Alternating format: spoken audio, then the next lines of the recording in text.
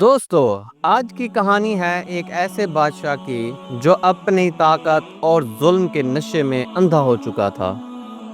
یہ بادشاہ بنی اسرائیل کا حکمران تھا، ظالم بھی تھا اور عجیب و غریب قانون بھی بناتا تھا۔ اس کی سب سے سخت شرط یہ تھی کہ جو شخص اس کی دربار میں بلایا جائے اسے زبردستی خنزیر کا گوشت کھلایا جائے۔ جی ہاں، وہ گوشت جسے اللہ نے حرام قرار دیا ہے۔ ایک دن اس ظالم بادشاہ کے سامنے ایک عابد کو لایا گیا۔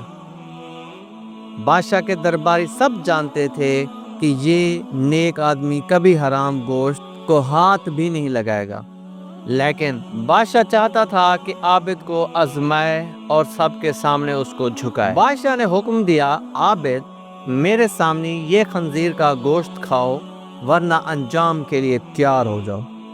عابد نے پرسکون لہجے میں جواب دیا، اے بادشاہ، میں اللہ کا بندہ ہوں۔ اللہ نے جس چیز کو حرام قرار دیا ہے میں اسے اپنی جان دے کر بھی نہیں کھا سکتا۔ بادشاہ نے کہا لگایا اور کہا، تمہیں شاید اپنی جان کی پرواہ نہیں، لیکن یاد رکھو میرا ایک اشارہ ہوگا اور سپاہی تمہیں ٹکڑے ٹکڑے کر دیں گے۔ عابد نے سر جھکایا اور بڑے اطمینان سے کہا، میری جان تمہارے ہاتھ میں نہیں، میری جان میرے رب کے ہاتھ میں ہے۔ یہ سن کر دربار میں سناٹا چھا گیا۔ سپاہی بھی حیران تھے کہ یہ آدمی ڈر کیوں نہیں رہا۔ ایک طرف موت کا خوف اور دوسری طرف اللہ کا حکم، لیکن اس عابد نے صاف کہہ دیا، اے بادشاہ، چاہے تم مجھے قتل کر دو، میں کبھی خنزیر کا گوشت نہیں کھاؤں گا۔ بادشاہ کے چہرے پر غصے کی لالی چھا گئی۔ اس نے سپاہیوں کو اشارہ کیا کہ گوشت لاؤ اور عابد کے سامنے رکھ دو۔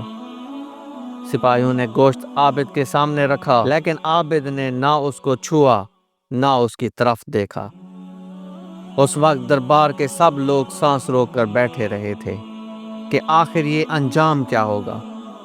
بادشاہ نے کہا، کھا لو ورنہ ابھی کے ابھی موت کے گھاٹ اتار دیا جاؤ گے۔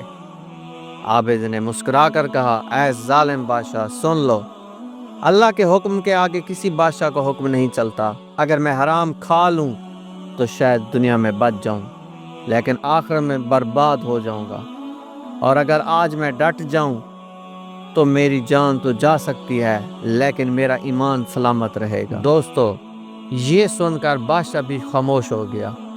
وہ جان گیا کہ ایمان والوں کو زبردستی جھکایا نہیں جا سکتا۔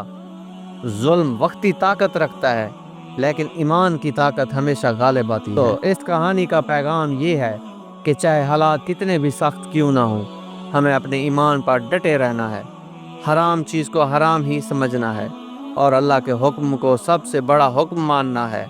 یاد رکھو، جو اللہ کے لیے ڈٹ جاتا ہے، دنیا کا سب سے بڑا ظالم بھی اس کے سامنے بے بس ہو جاتا ہے۔